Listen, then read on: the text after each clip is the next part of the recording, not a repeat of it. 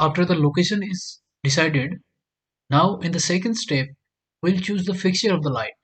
That includes the lamps, the distributor or diffuser or enclosure. This is lamps, this is the enclosure, and this is the distributor.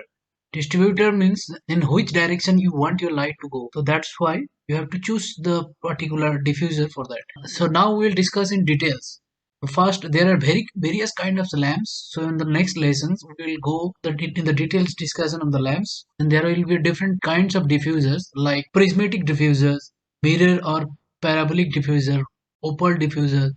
So in the third lesson, we'll discuss on the diffusers, and then we'll conclude this section with the enclosure. There are different kind of enclosure also. We'll discuss one by one, because based on our requirement we have to choose different kind of lamps, different kind of diffusers, and different kind of enclosure. So we'll go one by one. Let's move on to the next lesson. So after the location is decided, now in the second step, we'll choose the fixture of the light.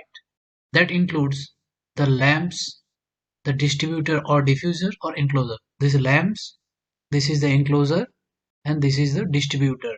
Distributor means in which direction you want your light to go. So that's why you have to choose the particular diffuser for that. So now we'll discuss in details.